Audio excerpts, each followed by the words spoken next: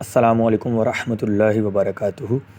आज इंशाअल्लाह अज़्ज़ वजल इस वीडियो में डी फार्मेसी का पेपर बायोस्टैटिस्टिक्स इसका मैथ का सेक्शन हम सॉल्व करने जा रहे हैं। इसका क्वेश्चन नंबर 6 है, solve by factorization. 2x minus 1 into x plus 4 is equal to x into x plus 7। ठीक है, इसको हमने फैक्टराइजेशन मेथड से सॉल्व करना है। तो सबसे पहले आप ये देखेंगे कि इसमें कुछ कॉमन आ रहा है या कोई फार्मूला अप्लाई हो रहा है। अगर ये नहीं हो रहा तो क्या इसको मल्टीप्लाई करके या सिंप्लीफाई, जिस तरीके से सिंप्लीफाई कर सकते होंगे हम सिंप्लीफाई करेंगे। ठीक है, तो यहाँ पर अगर हम गौर करें तो ये मल्टीप्लाई हो रहा है आपस में। ठीक है, 2x को पहले हम x के साथ एंड देन 4 के साथ मल्टीप्लाई करेंगे। 2x को x के साथ मल्टीप्लाई करेंगे 2x स्क्वायर आएगा। 2x को 4 के साथ मल्टीप्लाई करेंगे तो 8x आ जाएगा।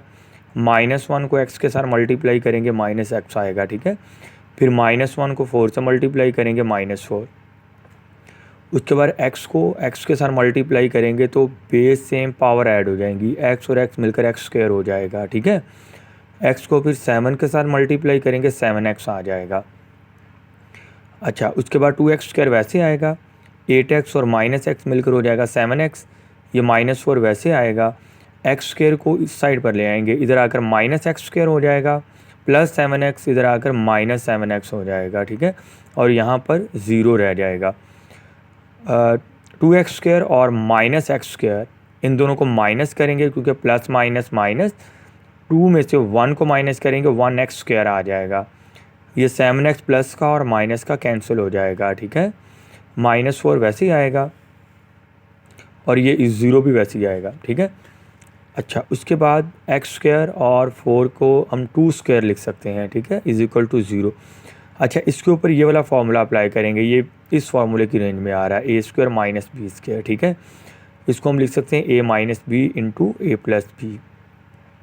अच्छा, अगर देखा जाए तो ये a स्क्वायर है और ये क्या है, b स्क्वायर है। तो सेम इसी तरह हम a minus B into A plus B लिखेंगे। ठीक है, यानी x माइनस 2 और x प्लस 2 लिख देंगे, इज़ इक्वल टू 0 वैसे ही आएगा। प्यारे बच्चों, अगर हम देखें तो x minus 2 into x plus 2 ये दोनों 0 के इक्वल हैं, तो हम अलग अलग इनको 0 के इक्वल कर लेंगे। ठीक है, x minus 2 is equal to 0 and then x plus 2 is equal to 0। ठीक है, तो -2 को उठाकर इस साइड पर ले आएंगे, x is equal to 2, plus 2 को इस साइड पर ले आएंगे, x इज़ इक्वल टू -2 आएगा। तो ये सोल्यूशन सेट आ जाएगा आपके पास, x इज़ इक्वल टू 2 और x इज़ इक्वल टू -2। अब इसी क्वेश्चन का पार्ट बी है, cos 4 theta minus sine 4 theta. ठीक है, is equal to cos square minus sine square, यानी इसको आपने सॉल्व करना है तो ये आंसर आना चाहिए। ठीक है, तो लेफ़्ट साइड हम ले लेंगे, तो cos 4 को मैं लिख सकता हूँ कॉस स्क्वायर और ब्रैकेट लगाकर ऊपर इसका स्क्वायर, क्योंकि इसको जब सॉल्व करेंगे मल्टीप्लाई करेंगे 2 टू द 4 हो जाएगा। ठीक है, यानी इसको यूँ लिख सकते हैं। इसको क्यों लिख सकते हैं मैं भी आपको इसके बारे में गाइड करता हूँ। अच्छा, साइन 4 को लिख सकते हैं साइन स्क्वायर और इसको ब्रैकेट लगाकर ऊपर स्क्वायर लिखेंगे, क्योंकि इसको भी मल्टीप्लाई करेंगे तो यही चीज़ आएगी। ठीक है, अब इसको क्यों लिख रहे हैं यूँ, देखें यहाँ पर ये लेट कर लें, आपके पास ये a है और ये आपके पास क्या है, b है। ठीक है, तो ये बन जाएगा a स्क्वायर माइनस और b स्क्वायर, इस फार्मूले की रेंज में आ जाएगा। ठीक है, अब यहाँ पर ये चीज़ जो है ये a और इसके ऊपर स्क्वायर माइनस ये क्या है b और इसके ऊपर स्क्वायर। ठीक है, अब इसको इस फार्मूले के मुताबिक ओपन करेंगे। ठीक है, यानी ये स्क्वायर ख़त्म करके a minus B and then a plus B लिखते हैं हम। अच्छा, सेम यही काम इधर करेंगे, ये फार्मूले वाला स्क्वायर ख़त्म करके ये a लिखेंगे, फिर प्लस ये स्क्वायर ख़त्म करके ये b लिखेंगे, फिर इन्हीं दोनों को आगे माइनस में लिखेंगे। अब स्टूडेंट्स आपको पता होगा cos square plus sine square किसके इक्वल होता है, ये 1 के इक्वल होता है। ठीक है, अब इसकी जगह पर 1 पुट करेंगे और ये cos square minus sine square वैसे ही आ जाएगा। इसको मल्टीप्लाई करेंगे 1 के साथ तो आपके पास cos square minus sine square आएगा, is equal to right hand side, यानी इसको मैंने सॉल्व किया बाय फार्मूला तो मेरे पास ये राइट हैंड साइड के इक्वल आंसर आ गया। ठीक है, आप क्वेश्चन नंबर 7 की तरफ आते हैं। इसका ए पार्ट है, इसमें आपने फ़ाइंड करना है अरिथमेटिक प्रोग्रेशन की 14 टर्म आपने फ़ाइंड करनी है। ठीक है, तो आपको 5th टर्म जो है वो भी दे दी है, वो 21 है, और उसके साथ ही 18th टर्म जो है वो भी आपको दे दी है, वो है 60। तो प्यारे बच्चों, इसके लिए बेसिक जो फार्मूला वो हम ये यूज़ करते हैं कि an is equal to a1 plus n minus 1 multiply d। यानी ये कोई भी आपने टर्म फाइंड करनी है तो ये अरिथमेटिक प्रोग्रेशन का ये फार्मूला लगाकर आप इसको फाइंड कर सकते हैं, ठीक है। यहाँ पर सबसे पहले हम A5 की बात करें, यानी फिफ्थ टर्म की बात करें, तो ये जो 5 है ये n को रिप्रेजेंट कर रहा है, ठीक है। तो इसको हम लिख सकते हैं n = 5। तो आपने ये दोनों वैल्यूज़ इसके अंदर फार्मूले के अंदर पुट करनी है, ठीक है। n की जगह पर हम 5 पुट करेंगे, A1 वैसे ही आएगा, n की जगह पर फिर 5 पुट करेंगे और -1 आएगा। तो ये 5 कहाँ से आएगा, क्योंकि ये देखें ना कि फिफ्थ टर्म है, तो ये जो 5 है ये n को रिप्रेजेंट कर रहा है, ठीक है। तो इसलिए n = 5 होगा, ये d वैसे ही आ जाएगा। तो आप गौर कीजिए, ए फिफ्थ आपके पास क्या गिवन था 21, तो इसकी जगह पर हम 21 पुट कर देंगे, ठीक है। और A1 वैसे आएगा, 5 में से 1 को माइनस करेंगे 4 आएगा, D भी साथ वैसे आएगा। तो इस इक्वेशन को हम 1 का नाम देंगे, ठीक है। एंड देन जैसे हमने इसको किया सेम इसी तरह आप इसको भी करेंगे। तो A18 = 60, तो ये जो है आपके पास वो n है, ठीक है। यहाँ पे A18 = 60 लिखेंगे और n की वैल्यू आपके पास क्या है, वो 18 है। तो इसी फार्मूले के अंदर आपने क्या पुट करना है, 18 की जगह पर आप क्या लगाएंगे, 60 लिख देंगे, ठीक है। A1 वैसे आएगा और उसके बाद यहाँ पर n की जगह पे 18 लिखेंगे और -1 वैसे आएगा, D भी वैसे आ जाएगा। उसके बाद आपने क्या करना है कि D 18 और 1 को माइनस करेंगे 17 आएगा, इसको सेकंड का नेम देंगे।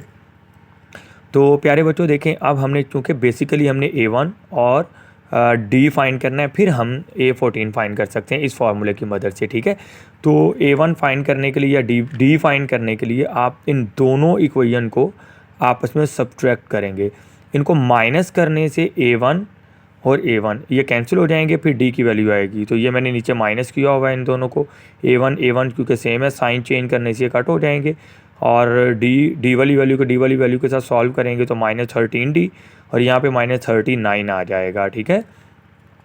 -13 को 39 के साथ डिवाइड करेंगे तो आपके पास 3 आ जाएगा, ये D की वैल्यू आएगी। तो प्यारे बच्चों D की वैल्यू फाइंड कर ली। अब A1 की वैल्यू फाइंड करने के लिए D की वैल्यू को किसी भी इक्वेशन में पुट कर देंगे। तो मैं फर्स्ट में पुट कर देता हूँ, ठीक है। तो आप ये देखें, D की वैल्यू 3 मैंने किस में पुट कर दी, फर्स्ट में। तो फर्स्ट इक्वेशन मैंने लिखी पहले, 21 भी वैसे, A1 भी वैसे आएगा, 4 भी वैसे आएगा। D की जगह पर मैं 3 पुट कर दूंगा। उसके बाद 3 को 4 से मल्टीप्लाई करेंगे, 12 आएगा। 12 को उठाकर इस साइड पर ले आएंगे माइनस। अब 21 में 12 को माइनस करेंगे 9 आएगा। तो A1 का आंसर भी मेरे पास आ गया। अब क्योंकि बेसिकली मैंने A14 फाइंड करना था, तो अगेन मैं फार्मूला लगाऊंगा AN = A1 + n-1D। तो n आपके पास आप क्या होगा, वो 14 है। A1 आपके पास क्या है, वो 9 है, आपने फाइंड किया होगा। और D आपके पास क्या था, वो 3 था। अब ये तीनों वैल्यूज़ इस फार्मूले के अंदर पुट करेंगे, इन दोनों को माइनस करके फिर 3 के साथ मल्टीप्लाई करेंगे 39, इन दोनों को ऐड करेंगे 48 आ जाएगा। तो ये था आपके पास 14 टर्म का आंसर। तो प्यारे बच्चों, इसके साथ ही क्वेश्चन नंबर 8 की तरफ बढ़ते हैं।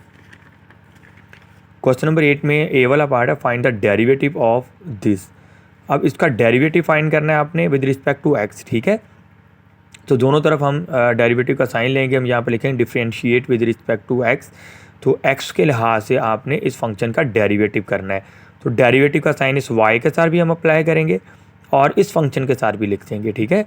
तो इस डेरिवेटिव के क्वेश्चन के ऊपर कौन सा रूल लग रहा है, वो क्वेश्चन रूल लग रहा है, वो मैंने साइड पे लिख दिया है, ठीक है। तो जब दो वेरिएबल आपस में डिवाइड हो रहे होते हैं तो हम क्वेश्चन रूल अप्लाई करते हैं।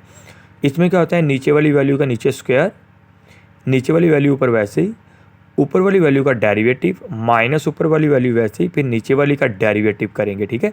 यानी इस फंक्शन को आपने इस रूल के मुताबिक आपने ओपन करना है या लिखना है, ठीक है। यानी ये वाला रूल जो है इस फंक्शन के ऊपर अप्लाई करेंगे। तो ये मैंने इस फंक्शन के ऊपर ये रूल अप्लाई कर दिया। यानी ये देखिएगा, ये डिनोमिनेटर और ये नोमिनेटर है, ये नीचे वाली वैल्यू और ये ऊपर वाली वैल्यू है।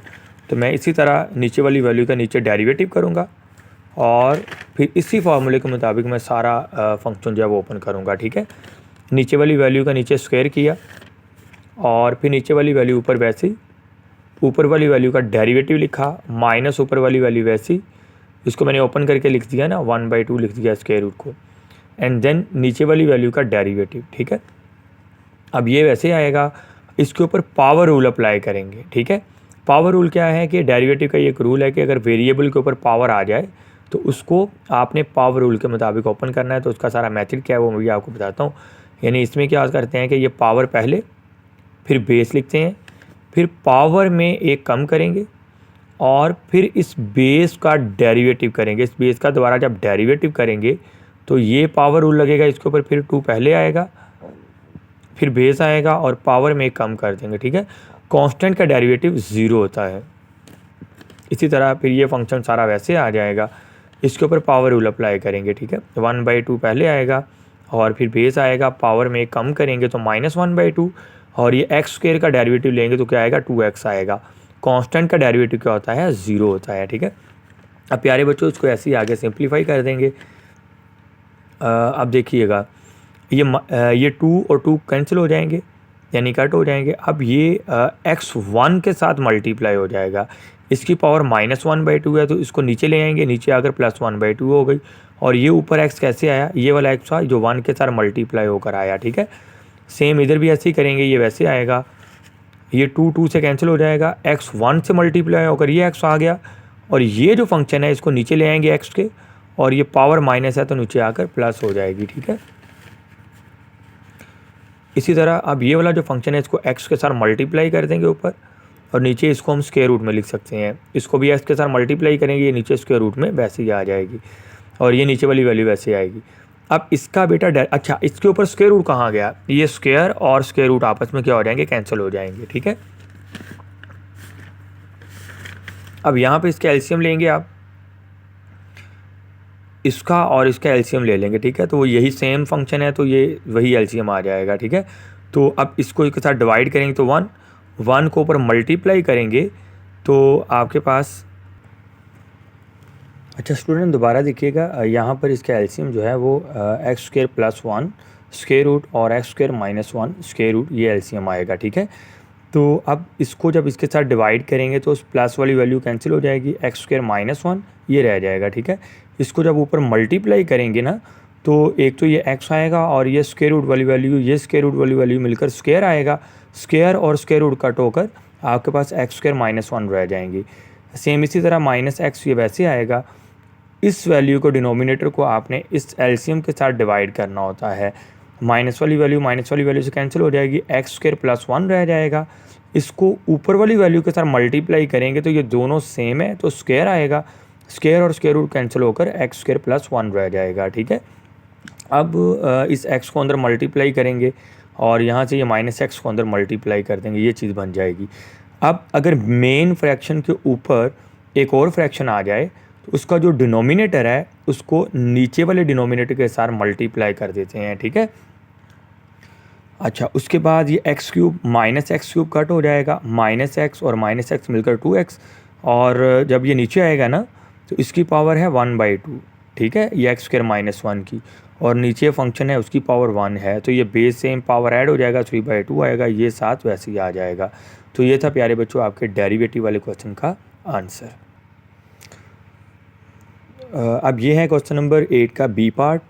इसमें आपने क्या फाइंड करना है, find anti derivative of this function.